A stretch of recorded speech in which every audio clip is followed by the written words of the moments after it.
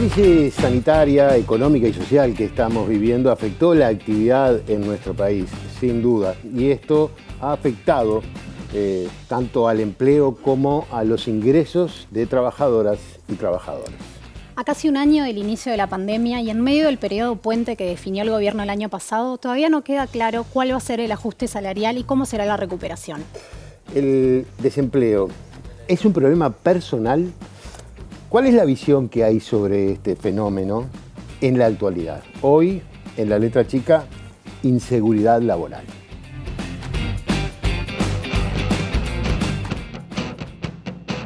La Organización Internacional del Trabajo estima que unos 34 millones de personas en la región han perdido su empleo por cuenta de la pandemia. Estamos con la menor tasa de empleo desde finales de 2003. El gobierno, el Estado está en condiciones de responder a esta situación y de pagar todas las prestaciones que corresponden. En el caso de los asalariados todavía hay 370.000 asalariados, más de un 30%, que ganan por debajo de los 15.000 pesos líquidos, ¿no? Por 40 horas de trabajo semanales. No estamos pensando en que en esta etapa de la economía, en esta coyuntura, que se pueda mantener el crecimiento de los salarios reales en 3 o 4%, como venía ocurriendo, sino que se produzca una desaceleración. Efectivamente puede ser razonable eso, pero que de ninguna manera el salario real caiga en una economía que no está, digamos, en recesión.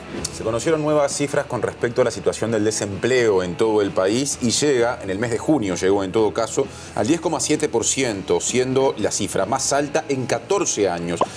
Que ninguna uruguaya ni uruguayo no puede, no debe quedar desamparado, y es para esto que proponemos el ingreso básico de emergencia.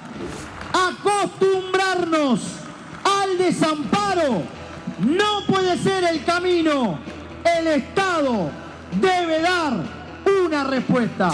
Que la tasa de desempleo volvió a subir en septiembre. Están más afectadas las mujeres. Han estado más afectadas, tienen tasas de desempleo más elevadas que los hombres. Desde noviembre lo que estamos registrando es una gran estabilidad y obviamente un freno del proceso que venía ocurriendo.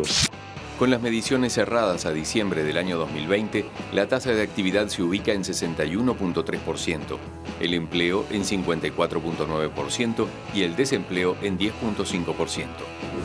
En marzo de este año le planteamos al Poder Ejecutivo la posibilidad de un salario básico de emergencia que cubriera las necesidades de estas cientos de miles de personas.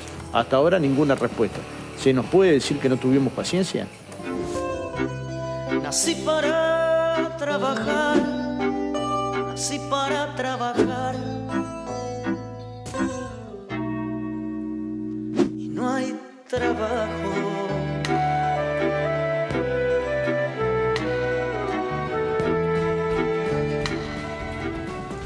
Buenas noches, bienvenidos a un nuevo programa de La Letra Chica.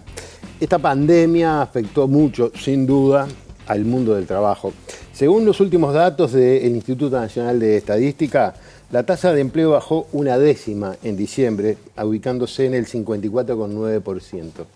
Y el desempleo se ubicó en el 10,5%, habiendo pasado en algún momento por el 11%. El 2020 fue un año de negociación salarial y se estableció un periodo puente el año pasado para, de alguna manera, negociar los salarios de acuerdo a la inflación y a los ajustes que tenga la economía. Para hablar sobre estos temas y otros, vamos a recibir a Pablo Mieres, ministro de Trabajo. Un gusto. ¿Qué tal? Y a Fernando Pereira, presidente del PIT-CNT. Vamos a empezar con Mieres. Vamos a preguntarte si podemos explicar o tenemos alguna noción de cómo será el ajuste de junio de este año.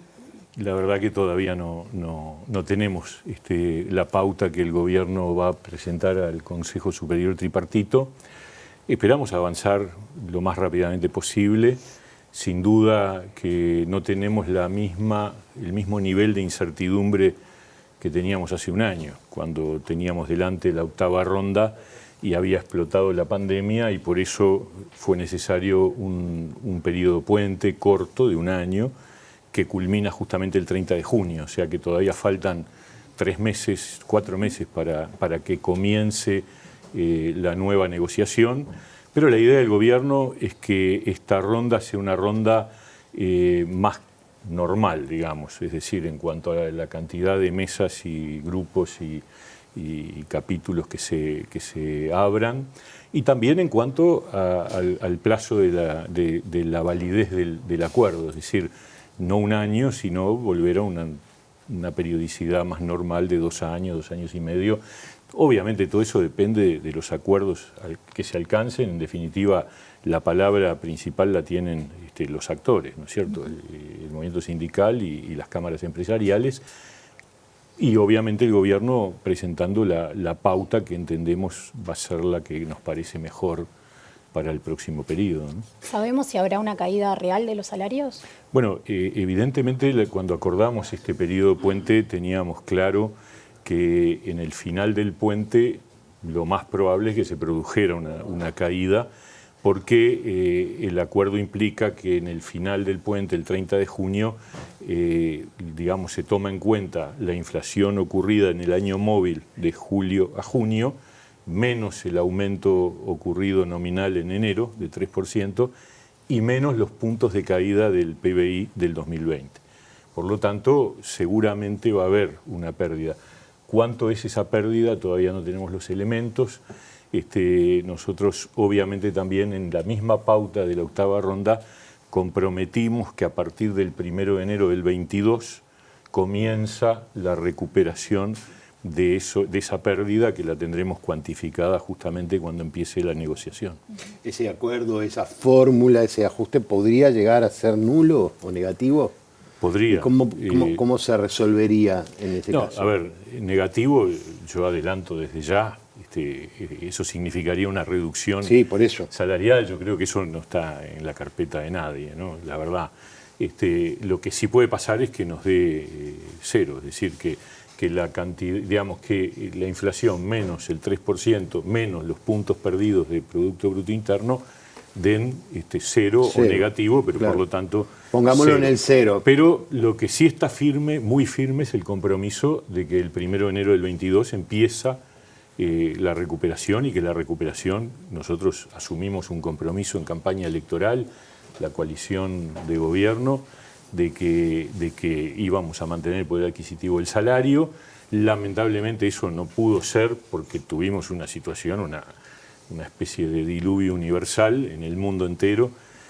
Se ha dicho cuántos puestos de trabajo perdimos en el 2020, según qué cálculo hagamos, entre 40 y 60.000, es un número muy alto. Habíamos perdido 50.000 en los últimos 3 años anteriores, y en este último año entre 40 y 60.000.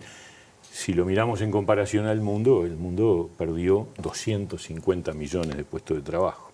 O sea que en realidad nosotros formamos parte de una circunstancia que es mundial y que obviamente tenía que impactar. Ahora, también digo, eso que se midió en diciembre es un punto, el punto probablemente más complicado, porque estábamos en un comienzo de una zafra turística que fue un fracaso, porque hubo que hacerlo, porque tuvimos un problema de incremento de los contagios. Entonces, eso se siente también. Pero de cualquier manera, una caída de puestos de trabajo indudable. Sí, claro. Fernando, ¿qué evaluación hace el PIT-CNT sobre esta negociación salarial y si las trabajadoras y los trabajadores visualizan una posible caída de los salarios? No, visualizan no va a haber. La caída del salario es así. En el sector público en el entorno del 5%, y en el sector privado yo creo que va a andar en ese entorno durante todo el año 2021. Esto supone 18 jornales. Imagínate que yo acá te dijera voy a hacer 18 días de paro en el año 2021, me caería el mundo encima.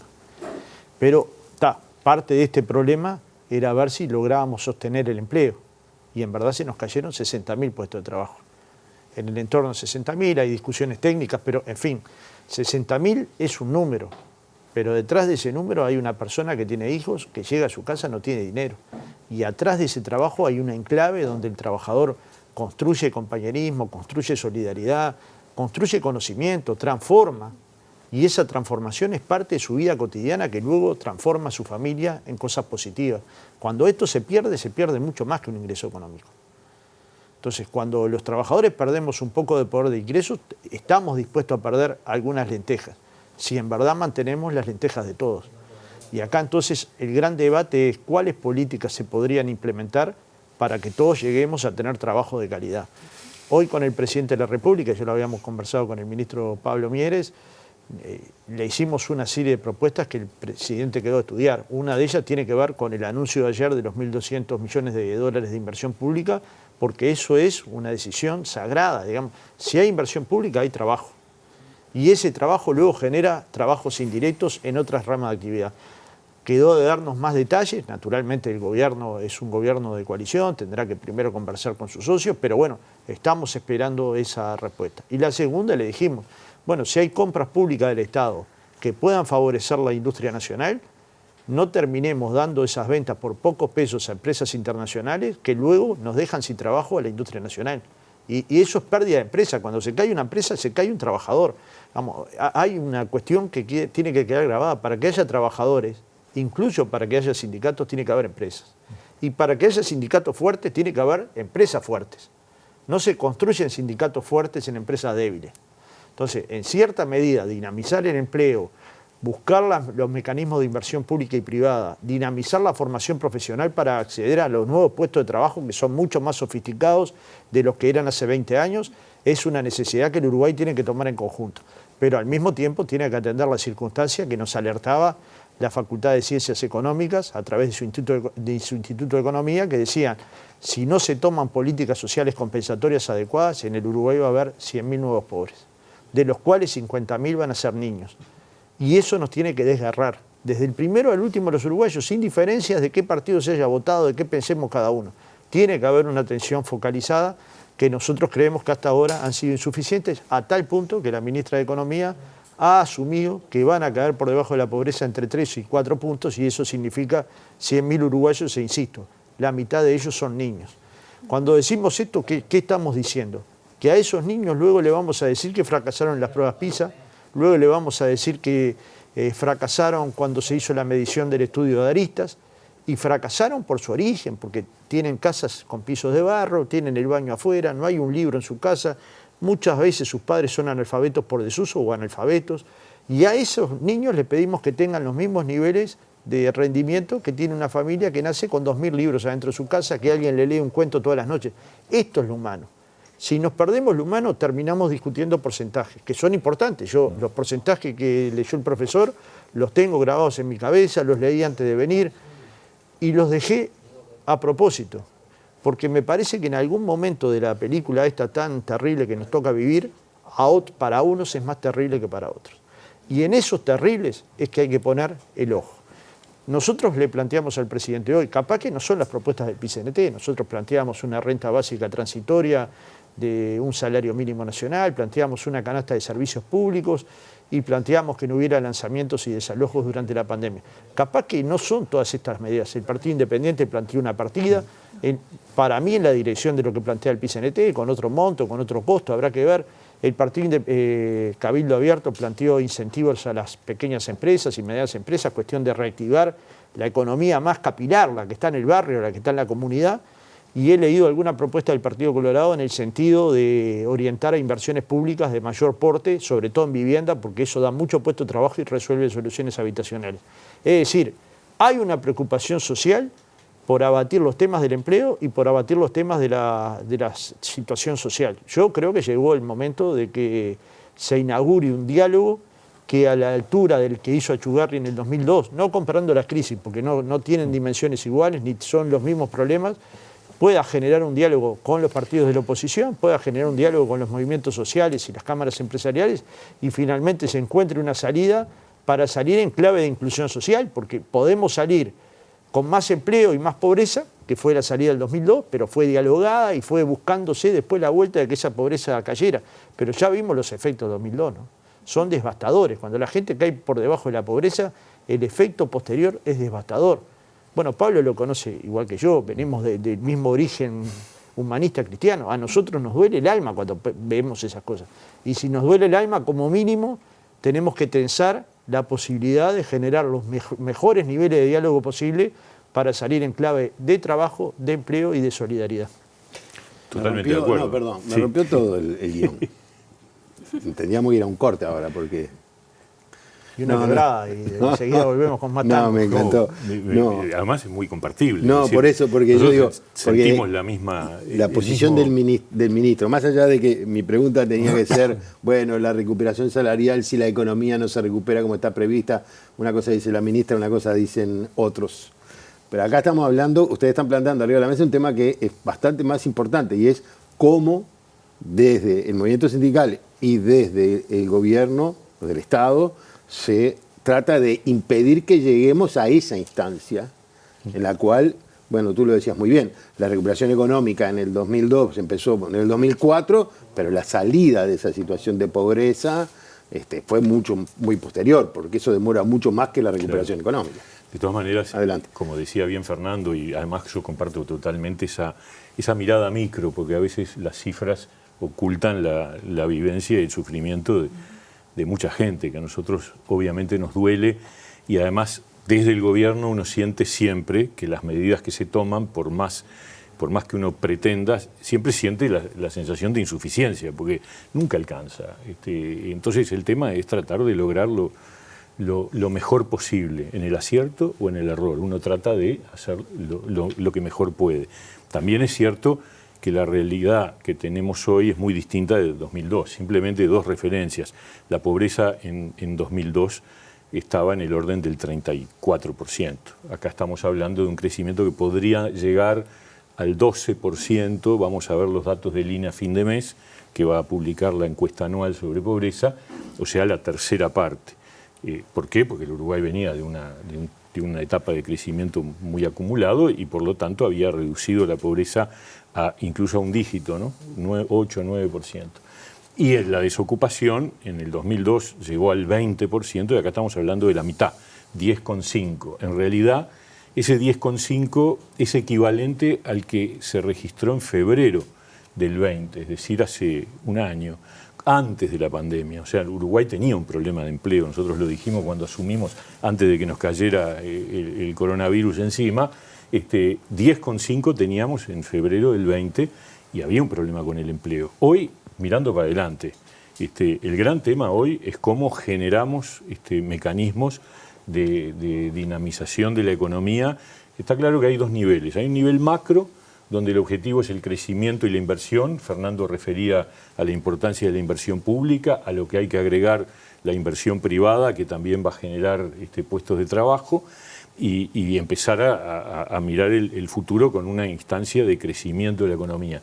Pero después hay un nivel más micro, que es donde el Ministerio de Trabajo puede aportar sus medidas, que son sostenimiento, seguir apoyando el sostenimiento de la situación, lo que supone medidas de promoción para la creación de puestos de trabajo y capacitación laboral. Para mí son los tres pilares de las políticas activas de empleo, que es lo que vamos a desarrollar con mucho énfasis este año y, por supuesto, como todo, en diálogo con los actores sociales, porque estas cosas hay que construirlas conversando y intercambiando ideas entre todos, ¿no?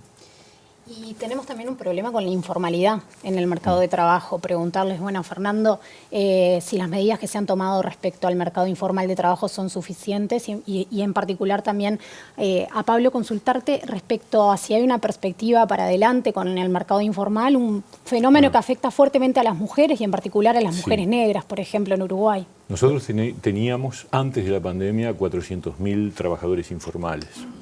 Esa era una cifra importante. Los datos del INE no indican crecimiento, pero en realidad está encubierta una inactividad. Es decir, trabajadores informales que eran trabajadores informales ahora no tienen trabajo, entonces no aparecen. Es que lo que hay incluso es, yo diría, yo creo que hay más desocupados que el 10,5. ¿Por qué? Porque hay gente que no está ocupada, es decir, que son ocupados ausentes, que querrían trabajar, pero no salen a buscar, entonces no te aparecen como desocupados. Probablemente haya un punto o dos más de desocupados. Entonces de informalidad probablemente también, porque además en las crisis lo que ocurre en el mundo entero, y en Uruguay no es una excepción, es que hay gente que se pasa a la informalidad. Y para nosotros, para el gobierno, encontrar caminos de formalización es clave. Y para eso estamos pensando cómo alentamos el camino del monotributismo para empezar a aportar, para empezar a generarse y, por supuesto, sobre la base de que hay que sostener y que implica aumentar los montos de sostenimiento para la gente que está viviendo en la situación peor. Por eso se vuelven a duplicar las asignaciones familiares, la tarjeta de Uruguay Social, y se va a aumentar el valor de las canastas de alimentos. Ayer lo señalaba el presidente de la República, y se va a encaminar, tomar ese conjunto de personas que hoy están de alguna manera recibiendo ese apoyo alimentario, para ayudar a que se canalicen hacia la capacitación laboral y hacia la formalización. Ese es el gran objetivo, uno de los objetivos con los más vulnerables, ¿no? Con los informales. Bueno, el BPS perdió 48.000 aportantes. Este es un dato clave. Y las mujeres son las principales perjudicadas, y las mujeres negras ni te cuento. Totalmente. No es un dato nuevo tampoco, es parte de una historia del Uruguay que esconde sus injusticias y sus miserias. Y no mira para esos lugares donde hay efectivamente segregación racial, exclusión. Es decir, son cuestiones que nos tendrían que doler, pero lo que hacemos es no mirar. Y si no miramos, la injusticia no es que desaparezca, se transforma en otras rabias que tienen que transformarse. Finalmente no hay otra forma de cambiar que eso se transforme en una rabia sana, en una rabia transformadora. Hay un segundo aspecto, empresarios que se hacen los vivos. En el medio de esto hemos visto especulaciones de todo tipo. ¿Son la mayoría? No. Pero hay un enorme grupo de empresarios que, aprovechándose de esta circunstancia, coloca a los trabajadores y no los coloca en el BPS. Un tercer aspecto que a mí me gustaría vincular. Yo el otro día le decía a Pablo, hay personas en el gobierno que son constructoras de puentes y hay otras que no están entendiendo la realidad. Digamos, por ejemplo, ahora, antes de venir para acá, me llamó una maestra que un maestro está en situación de calle porque eligió un trabajo en Montevideo y él vive en Cerro Largo. Entonces, hasta que no cobre el salario, que eso lleva en primaria un trámite bastante engorroso, no tiene con qué pagar donde vivir. Nosotros le vamos a resolver ese tema. Pero estaba resuelto de antemano. El Codicen le había cedido un comodato a la FUN lo iba a arreglar para que se quedaran decenas de maestros de Artigas que vienen a trabajar en Montevideo, de Rivera y de Cerro Largo, que allí, digamos, hay menos clases que maestros y en Montevideo se necesitan clases igual que en Canelones, ¿no? Y ese comodato lo revocaron, sin ninguna razón. Y estas son las cosas de la micropolítica, es estas que son invisibles. Para la FUN esto no significaba una inversión que luego la iba a recuperar de alguna manera, significaba darle un aporte a los maestros del interior, y para el Codicen lo mismo, se revocó sin ninguna fundamentación sana que yo conozca. Y después, un cuarto aspecto es, si efectivamente el país va a colocar su objetivo en el empleo, en el desarrollo, en la ciencia, en la innovación, es necesario la inversión educativa. Y ahí nosotros vemos un fuerte desafío. Si la educación bajó los niveles que bajó de inversión pública, va a tener dificultades. Si la educación perdió 50.000 horas en secundaria, yo no sé cómo se va a enriquecer el sistema educativo. Y al mismo tiempo todos cooptamos una frase del contador Enrique Iglesias que dice: no estamos ante una época de cambios, estamos ante un cambio de época. Y ese cambio de época tiene el siguiente paradigma. Está introducida una revolución tecnológica que cada vez los trabajadores van a necesitar más años de educación formal, de formación profesional y de formación técnica para ingresar a un trabajo que antes entraba con tercer año de escuela. Hay que ver hoy lo que es una máquina agropecuaria para entender que sin escuela pública, sin liceo público, sin formación terciaria, técnica o universitaria, no va a poder acceder a los trabajos agropecuarios, a aquellos que se consideraban trabajos más rústicos. Sí, sí. Entonces, si eso lo podemos ver en la feria de Expactiva, si eso lo podemos ver estudiando los cambios en el mundo del trabajo, el sindicalismo, pero también los gobiernos, los partidos y las organizaciones empresariales tienen que tener un debate sano de cómo se protegen a los que han quedado en debilidad, a los que no se han podido transformar, a las que la robótica los sacó del mundo, porque de lo contrario, como dice el Papa Francisco, vamos a tener un mundo de personas descartados a lo largo y ancho de todo el mundo, porque hay 235 nuevos millones de desempleados en el mundo, y esto significa una olla a presión. Digamos, la OIT hace un informe que es crudo. Le dice a los países: cuiden la uberización del trabajo, porque están rompiendo el trabajo. No es que te echan, te apagan de la aplicación, te sacan de la aplicación. Entonces, hay que construir legislaciones nacionales. Yo no planteo que Uruguay sea la vanguardia de la lucha contra las empresas multinacionales, pero como mínimo hay que pensar en clave nacional cómo se enfrenta la lógica de que alguien se sienta dueño de un trabajo cuando lo que tiene es una bicicleta y una caja pesada atrás. Que la tiene que pagar además. Que la paga, es increíble, es antiético, digamos. Y nadie se hace cargo de ese. Pregúntenle a la gente de Uber cuál es el trato que les dan. Y Uruguay tiene una mejor circunstancia en relación a otros países del mundo. Pero ¿cuál es el trato que reciben? ¿De qué manera se les exige y de qué manera se les paga? Entonces, hay una forma de pensar el mundo que podría ser, bueno, el que quedó al costado, que se embrome. Y hay otra forma de pensar el mundo que es, de esto salimos todos, ¿no?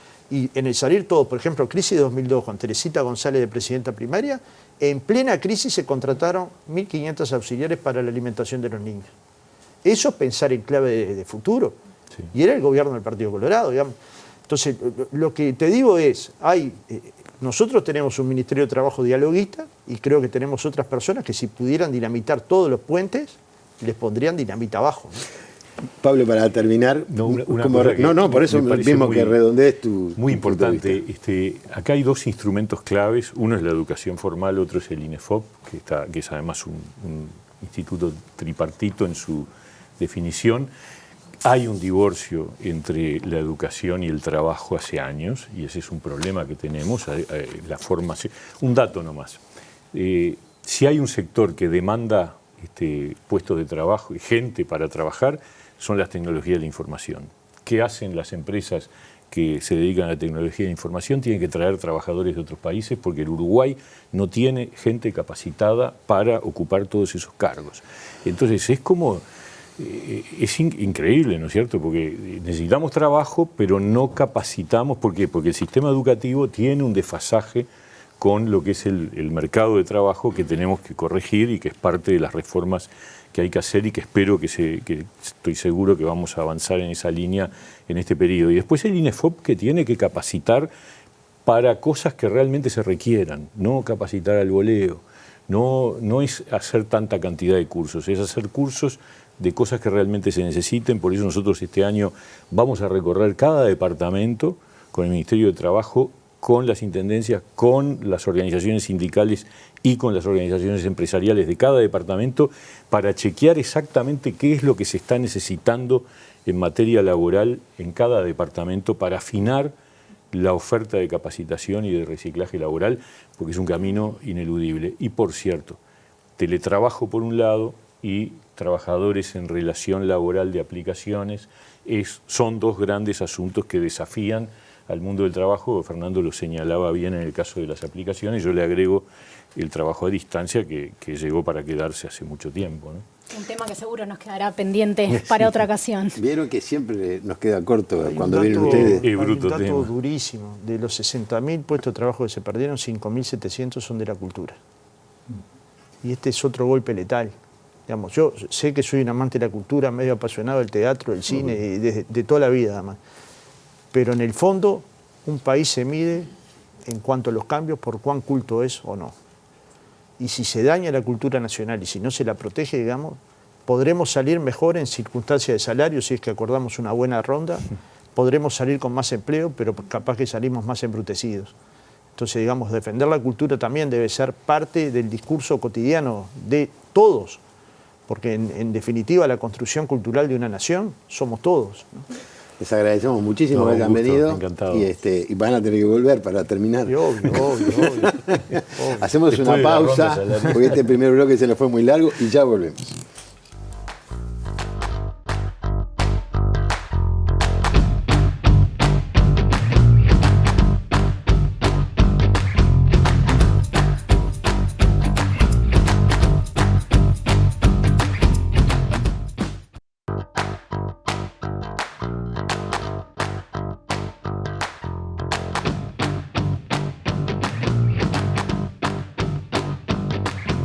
Solo la mitad de las mujeres uruguayas participan en el mercado laboral y ganan un 31% menos que los hombres por el mismo trabajo. Las madres están en mayor desventaja. 10 años después de haber tenido su primer hijo, ganan un 42% menos que sus pares sin hijos. Hay pocas mujeres en carreras de ciencia y tecnología. Entre los estudiantes de ingeniería, solo 23% son mujeres. Las mujeres solo ocupan el 11% de los cargos directivos y apenas son dueñas del 12% de las empresas. Hay que cerrar estas brechas para seguir avanzando. Promover la igualdad de género es una manera inteligente de impulsar la economía. Mujeres Uruguay. Banco Mundial.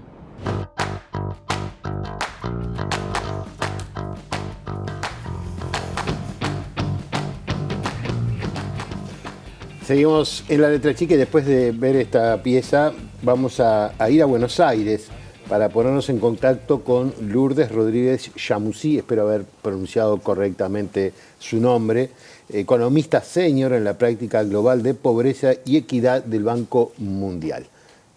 Bienvenida a La Letra Chica. Hola, buenas noches, encantada. Muchas gracias por la oportunidad de conversar con ustedes. Lourdes, muchas gracias por acompañarnos. Veíamos en el video que solo la mitad de las mujeres uruguayas participa del mercado laboral. ¿Qué lectura podemos hacer de esto? Efectivamente, en el reporte que el Banco Mundial estamos presentando, encontramos una de las brechas más importantes que existen aún en el Uruguay, esta participación desigual de las mujeres en el mercado laboral, la participación desigual también como empresarias, como dueñas de negocios, como gerentas, en general en participación de puestos de liderazgo en la esfera económica. Y mapeamos estas brechas, al igual que la brecha de salario, la brecha del ingreso laboral que las mujeres enfrentan en el Uruguay, la mapeamos a cuál es la pérdida económica que esto les significa como sociedad, como economía en su conjunto a Uruguay. Y encontramos que 13% del PIB podría ganarse si estas brechas se cerraran, si las mujeres no enfrentaran los obstáculos que enfrentan para poder participar en el mercado laboral. Entonces, el significado que tiene, digamos, que solo la mitad de las mujeres puedan utilizar su talento en el mercado laboral es una pérdida, una desventaja no solo para ellas, para sus hogares, para sus familias, pero para la sociedad en su conjunto, para la economía que podría ser más grande en su tamaño si se pudiera aprovechar este talento que crearía más empleos en el Uruguay. Lourdes, seguiremos conversando más adelante, seguramente con otros temas vinculados incluso a la pérdida de trabajo mayoritaria de mujeres en el periodo de la pandemia. Por ahora, te agradecemos muchísimo este contacto. Gracias, encantada. Y seguimos adelante. Muchas veces hemos escuchado hablar del desempleo como un problema que merece una atención individual, poniendo el foco en la actitud y en la formación del desempleado como causas fundamentales. ¿Cómo se propone gestionar el desempleo en estos tiempos? Hay un paradigma que trata de entender el desempleo o el desempleado como un problema individual y no como una cuestión colectiva, cosa que también sucede en esta etapa de crisis del empleo. ¿Qué estrategias se pueden desarrollar para verlo de otra forma o efectivamente el desempleo es un problema individual? Primero déjame presentarte, que no te presenté, ¿viste? Se me pasó, nada menos que nada más. Alejandro Mariatti, doctor en Ciencias Sociales, bienvenido, gracias por charlar con nosotros. Bueno, estoy enteramente agradecido por esta invitación. Quisiera además reconocer que estaba también invitada Jimena Pérez Fernández, colega asistente social también, que trabaja en Rocha y por eso no pudo venir hoy. Nosotros formamos parte de un equipo de investigación más amplio, ¿verdad? Estas reflexiones nunca se dan en soledad, siempre son reflexiones colectivas. Entonces, yo les traje hoy este libro de regalo, ¿verdad? Les prometo el tomo 2, se los dejo, después le pasan el alcohol en gel necesario para el protocolo. Y sí, ¿verdad? De alguna forma nosotros hemos estudiado la protección social de los últimos años y hemos valorado que si algo ha sido un triunfo del neoliberalismo, ha sido la despolitización de la cuestión social. ¿Qué queremos decir con esto? Queremos decir que los problemas de pobreza, pauperismo, que es la pobreza prolongada, y el desempleo, son entendidos como problemas personales y privados, que se explican más por la trayectoria individual y personal de las personas, por las decisiones que toma, cómo ha manejado su capital humano, porque esa es la nomenclatura que se utiliza, en lugar de entender cuestiones más tendenciales que tienen que ver con el propio proceso del metabolismo, del capitalismo y del proceso productivo, ¿verdad? Los últimos 50 años hemos sufrido un proceso de recomposición productiva para sostener la tasa de ganancia y eso ha motivado una serie de ajustes. De alguna forma, ese ajuste se está colocando como si fuera una mochilita personal cuando se hace un tratamiento de las personas que han quedado por fuera del mercado de empleo por mucho tiempo y que son responsabilizados de esa pobreza y de ese desempleo. Nosotros coincidimos con el ministro en que la capacitación genuina genera empleo. El asunto es cuando la activación no es capacitación genuina, cuando la activación es un tratamiento terapéutico, ¿verdad? Un tratamiento casi psicológico de la cuestión social que supone que empoderándolo al otro, promoviendo su autoestima, enseñándole a preparar una entrevista, a participar, a armar su currículum, con eso alcanza para que luego se enfrente a un mercado de trabajo que parece ser imposible de regular, ¿verdad? Porque el desmonte de los estados sociales ha significado eso, el no poder regular el mercado de trabajo. El desempleo de larga duración no es de ahora, ¿verdad? En el año 81, por ejemplo, Jorge Notaro y Agustín Canzani decían que el 62% de los desempleados habían perdido el empleo. Es decir, que era gente que iba a trabajar todos los días y que sostenía su trabajo, pero que el capital le dijo, agárrate del pincel que te saco la escalera. En los 90, por hacer un resumen, ¿verdad? Se perdieron 80 millones de horas de trabajo solamente en la industria manufacturera, más de 65.000 puestos de trabajo. Esto está en Crecimiento y Exclusión de Daniel Olesker.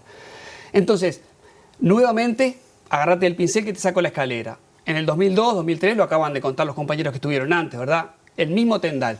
De alguna forma hay un proceso que estaría como no permitiendo regular ese mercado de empleo y no pudiendo intervenir, deja un lastre de población que luego es atendida de manera personal y privada y que tiene consecuencias devastadoras para su subjetividad, ¿verdad? Porque es muy fácil culpabilizar, moralizar esa pobreza y luego con eso permitir la vigilancia, permitir la desconfianza sobre esas poblaciones.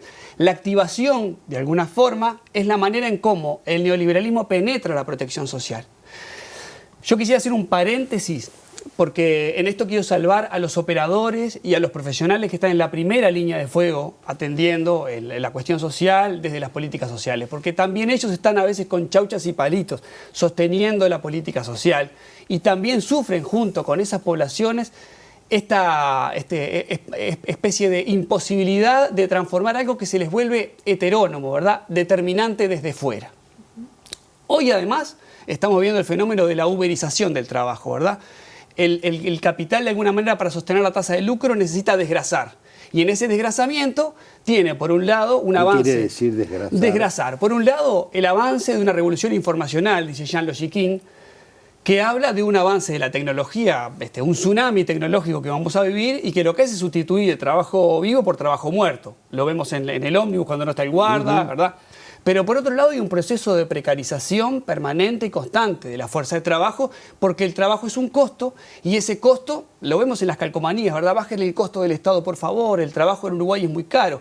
Bueno, el capital está avanzando sobre la ciudadanía construida por los trabajadores y eso hay que defenderlo y lo que nosotros decimos es que esa despolitización es la que está erosionando esa construcción de Estado social que teníamos otrora y que permitía niveles de integración que hoy no estaríamos logrando. O sea, lo que de alguna manera vos planteás que esa acción del capital de convencernos de que, por ejemplo, necesitamos más oro, que sean los que estiren la economía, o convencernos de que si achicamos el Estado, agrandamos la economía y vamos a vivir todos mejores. O sea, es una penetración ideológica. A ver, uno puede hacer un tubo y sacar para un lado carne, para el otro lado soja y para el otro lado celulosa. Y alrededor poner un montón de asentamientos. Y uno resuelve el déficit fiscal y resuelve el crecimiento del PBI. ¿Pero ese es el Uruguay que queremos? ¿O queremos educación de calidad, salud pública de calidad, empleo para quien quiera trabajar, que los gurises hinchen por Uruguay y griten los goles de Godín? ¿Verdad? Yo sé que es más caro, pero de alguna manera lo que está en juego es esa ciudadanía construida por los trabajadores que está siendo erosionada por el avance de un capital que necesita precarizar las relaciones laborales para sostener el lucro. ¿Esta crisis es de alguna manera una oportunidad para flexibilizar y desregular el mercado de trabajo? Nunca hay condiciones excepcionales o elegidas, ¿verdad? Siempre son oportunidades para poder defender la ciudadanía y la construcción de ciudadanía. Tenemos ejemplos de algo contrario, ¿verdad? Cuando se capacitaron 400 soldadores para UPM, se los capacitó con una capacitación que luego tenía valor de mercado y se podía vender y esos trabajadores consiguieron un empleo. El asunto acá es cómo la activación termina siendo una retórica, una construcción de una pobreza explicada en sí misma, explicada de forma personal, que termina no resolviendo el problema del empleo y sí termina generando dispositivos o programas de protección social que lo único que hacen es hacer un tratamiento terapéutico y que de alguna manera no resuelve nada más que culpabilizar a esta población por una pobreza que ahora les corresponde a título personal y a la vez transmitir este mensaje de que el mercado es intocable, ¿verdad? Es el fatalismo económico, le va a decir Bourdieu. Es de alguna manera justificar como inevitables, necesarias e inexorables las políticas de desregulación. ¿Y cuál tiene que ser entonces las políticas de seguridad social, las políticas de inclusión? Bueno, de alguna manera tiene que haber. El desmonte de los estados sociales ha sido el desmonte de las políticas universales, ¿verdad? La política social es una consecuencia del desmonte de las políticas universales. O sea, te pregunto porque a ver porque estoy entreverado. La famosa crisis de la seguridad social, en definitiva, es el desmonte de un Estado social, o sea, de ese estado de solidaridad que se supone que yo aporto para que otros puedan cobrar el día que se jubilen. Y no me preocupa si me da pérdida, porque no me da pérdida, es decir, es una necesidad, es eso. Claro, el mutualismo es una forma solidaria de resolver la cuestión social. Es lo que se está rompiendo, ¿verdad? Porque cuando uno ve a una persona tirada en la calle, supone que esa persona es culpable de eso que está viviendo. Y yo creo que pasa por ahí, ¿verdad? Margaret Thatcher, la dama de hierro, decía, la economía es el método, el objetivo es cambiar el alma. Y vaya que nos están cambiando el alma, ¿verdad? Porque el sujeto es llamado a ser protagonista cuando todo escapa de su control. ¿Y qué se gana con este encare moral del tema? Esto de decir es pobre porque quiere, es desempleado porque quiere. ¿Qué se gana? No se esfuerza, ¿no? Bueno, el mérito no alcanza. Yo no sé qué se gana, ¿verdad? Para mí se pierde. No sé a quién le sirve ese discurso. Tal vez es un discurso que legitima el ajuste. Tal vez lo que está de fondo es la necesidad de bajar el costo del Estado, por favor. Entonces, el ropaje ideológico que adquiere la explicación es una explicación cosmética de algo que está de fondo y que lo que sugiere es que el capitalismo, para poder desarrollarse, o mejor dicho, para poder entenderlo como una totalidad, hay que entenderlo como desarrollo desigual y combinado, donde la riqueza de unos es la pobreza de otros. Y por eso el Estado tiene que estar como garante para resolver ese desfasaje, ¿verdad? Alejandro, muy lindo lo que nos contaste. Bueno, me quedé corto, tengo un montón de cosas para decir. Siempre nos quedamos cortos. Te vamos a volver a invitar. Y vengo cuando quieran. Lo que pasa es que nosotros seguimos una regla de que cuando está bueno hay que cortarlo para que quede bien. Las clases hay que terminarlas antes de que se terminen. Antes de que se termine. Muchas gracias. Gracias a ustedes. Gracias. Hacemos una breve pausa y ya nos vamos a meter en el mundo con Álvaro Padrón. Ya venimos.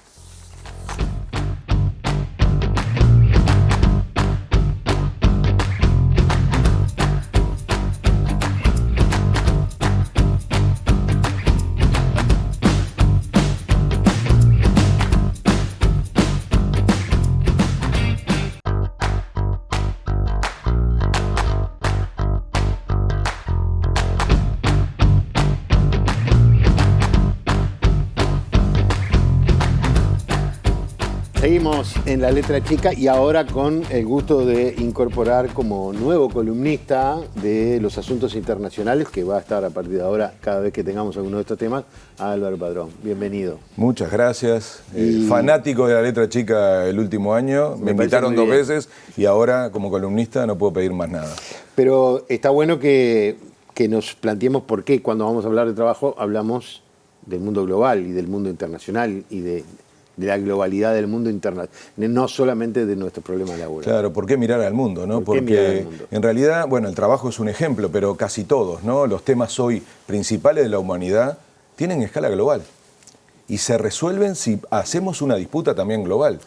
Acaba de hablarse bastante sobre el trabajo y tiene un componente muy importante en clave global, pero si alguien tenía dudas, la pandemia nos terminó de romper la cara porque metió a la salud como un tema internacional.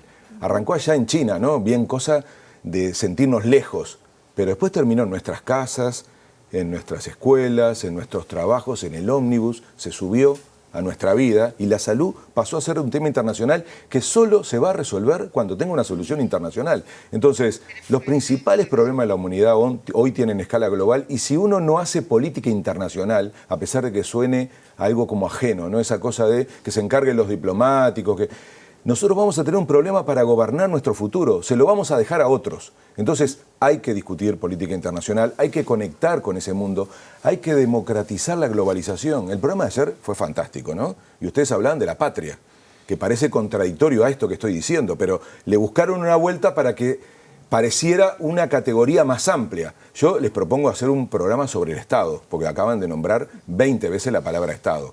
Bueno, el Estado-Nación está en crisis, porque la democracia y la política quedó atrapada dentro del Estado-Nación, y ese Estado-Nación no es capaz de controlar al poder económico que tiene carácter transnacional. O sea, estamos teniendo un problema de escala. Si lo viéramos en el fútbol, es como que uno juega en una cancha y otro juega en la cancha grande. Entonces necesitamos una gobernanza global, democratizar la globalización. Si no, seguirá habiendo cada vez más una enorme injusticia que hoy se reduce a que el 1% de la población tiene la misma riqueza que la mitad de la población del mundo. Entonces, o nos hacemos cargo de esa democratización del planeta, de poner control, de regular, en donde ya no alcanza el Estado-Nación, o vamos a tener un problema sobre todos estos temas que estamos tocando: trabajo, salud, migraciones, la paz, el cambio climático. Entonces, yo creo que esa es la conexión con la política internacional y esa es la discusión que tenemos que dar en Uruguay sobre qué política internacional tenemos o no tenemos. Si podemos contribuir con esta columna a eso, yo feliz. Álvaro, antes de la pandemia se había empezado a discutir sobre el futuro del trabajo, la automatización, distintas cuestiones. Ahora, esta discusión con el teletrabajo y todas las novedades que nos ha aportado la pandemia, ¿es una discusión también global? Sí, lo es. El trabajo conecta con todas las sociedades, con todas las épocas. Increíblemente nos vuelve a traer un verso, y da para un programa entero, ¿no? Porque Fernando y Mieres terminaron al final hablando de la transformación tecnológica, ¿no? Estaban muy metidos en la dinámica coyuntural, pero ese es el gran asunto del mundo. En el mundo se está discutiendo eso. Le llaman cuarta revolución industrial, digamos industria 4.0, economía digital, hay 20 nombres, pero es lo mismo, es la transformación del mundo del trabajo. Y no es la primera vez que pasa. Entonces yo quisiera dejar solo una idea sobre esto que vos preguntabas de la tendencia. Cuidado con el verso, porque en todas esas revoluciones siempre está la idea de que se va a acabar el trabajo, y eso es una gran mentira. Prepararnos para eso significa aceptar cualquier cosa. O sea, como se va a acabar el trabajo, tenemos que aceptar cualquier cosa. Y en realidad es exactamente al revés, lo decía recién Alejandro. Hay que utilizar la tecnología para vivir mejor. Y eso es la disputa que hay y como la hubo siempre. En la segunda revolución industrial, que aparecieron los autos, los aviones, el teléfono, la radio, la gente también sentía una sensación de se acaba el mundo, es algo que nos va a dejar sin empleo. Ese es un discurso típico. Y sin embargo pasó todo lo contrario. Nace el sindicalismo, se consiguen las 8 horas, que en ese momento parecía increíble, se trabajaba 12 y 14 horas. Un tema que vuelve ahora. Parte de la discusión mundial sobre el futuro del trabajo tiene que ser la reducción de la jornada de trabajo. Entonces, ¿los robots van a sustituir a las personas? ¿O tenemos que hacer, como se dijo recién, que integren la seguridad social? Venís del mundo del sindicato bancario, ¿no? Sí, señor. Un robot que uno no lo ve como un robot, es un cajero automático, no tiene brazos, piernas, pero es un robot que sustituye un trabajo humano, por suerte, porque muchas de esas cosas mejoran la calidad de vida, evitan que la gente deje la vida trabajando. Ahora, ¿qué hicieron los compañeros de AEBU? Una cosa muy inteligente. Se le puede cobrar un impuesto a los robots, se le puede hacer pagar seguridad social.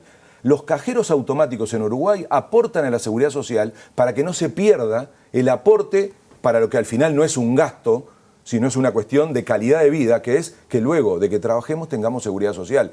Esto lo planteaba muy bien Alejandro. Cuidado con invertir la lógica. Nosotros tenemos que trabajar para vivir mejor, no vivir para trabajar. Nosotros tenemos que pensar una sociedad de bienestar, no una sociedad de esfuerzo. Y sobre todo una sociedad igualitaria en donde, y ese es el punto central de la tendencia mundial, que el cambio tecnológico no se lo apropien unos pocos, sino que sea el resultado de algo que le permita al conjunto de la sociedad vivir mejor, y esa vuelve a ser la misma disputa que en las revoluciones industriales anteriores. Eso implica que no queden rezagados. O sea, que tiene que haber un gran esfuerzo de la sociedad para incorporar a esas transformaciones a todos. Papel del Estado. Volvemos al punto de poner de nuevo en discusión el papel del Estado. El Estado en todas sus versiones, ¿no? Porque va a haber que hacer mucho esfuerzo legislativo. Estamos atrasados en este tema, ¿eh? Y la prueba está que recién al final de la conversación con dos actores claves, el ministro de Trabajo y el presidente del PCNT, que en realidad lo trajo a cuento el presidente del PCNT el tema, nosotros necesitamos saber qué va a pasar en Uruguay con la transformación del mundo del trabajo. ¿Va a haber transformaciones? Sí. ¿Pero se va a desaparecer el trabajo? No. Entonces, basta de ese verso. Lo que hay que ponerse a trabajar sobre hacia dónde va el trabajo. Y en ese sentido va a ser clave el papel del Estado en materia legislativa. Es muy importante legislar, regular. Es muy importante el papel del Poder Ejecutivo. Es muy importante el papel del Poder Judicial. También se mencionó en el programa de hoy. Por ejemplo, fallar a favor de que los trabajadores de Uber no son empresarios. Del que anda en una bicicleta con un coso atrás, no es un empresario, es un trabajador que tiene derechos. Pero les dejo la última provocación, porque eso nos lleva a preguntarnos también, si nos hacemos la pregunta del trabajo del futuro, hay que hacerse la pregunta del sindicalismo del futuro. ¿Cuál es el sindicalismo del futuro? ¿Cuál es el sindicalismo que va a ser capaz de organizar a ese tipo de trabajador nuevo? Incluyendo el teletrabajo. ¿Cómo se le llega a una persona que está trabajando en su casa?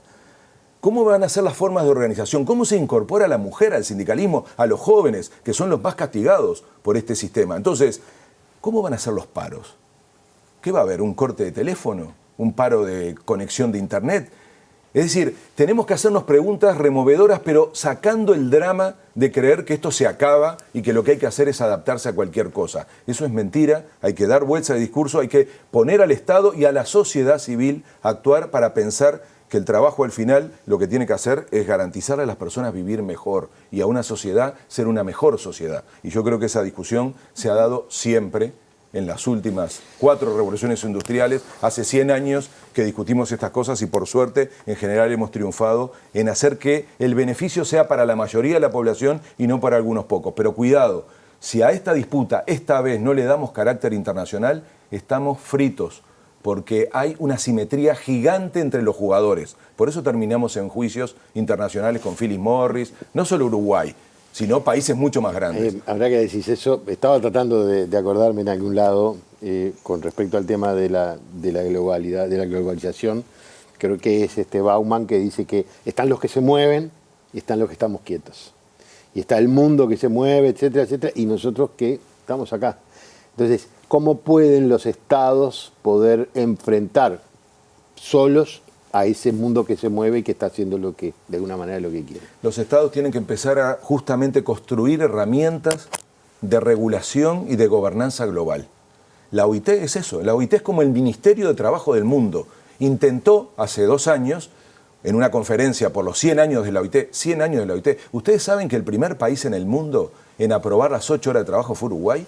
El primer país en el mundo. Eso nos demuestra que hemos tenido capacidad. En un momento que se discutía que si se trabajaba 8 horas se fundían las empresas, ese era el discurso, y ahora va a volver ese discurso, que si queremos achicar a 6, se funden las empresas.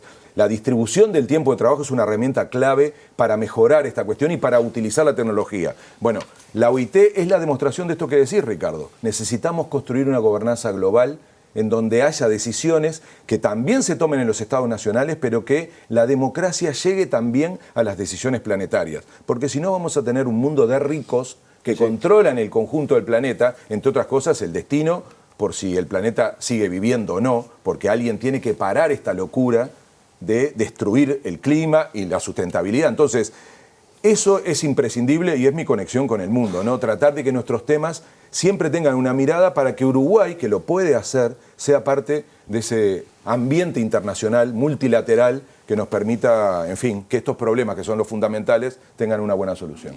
Tenemos una discusión pendiente claramente sobre el uso del tiempo, parece. Sí.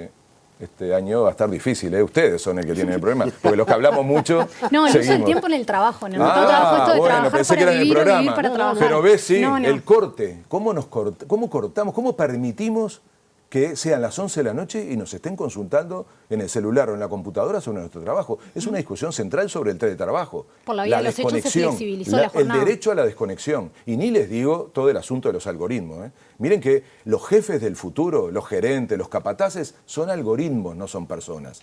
Y van a marcar, la negociación colectiva debe incluir la forma en que se organiza y de alguna manera se codifica el algoritmo. Entonces, son discusiones enormes. Quedará para un programa que podamos meternos de cabeza en el cambio del mundo del trabajo, no solamente en las políticas públicas, sino en lo que hoy tratamos de mirar, que era el trabajo en el mundo. ¿Te queda algo, Denise? Pronto.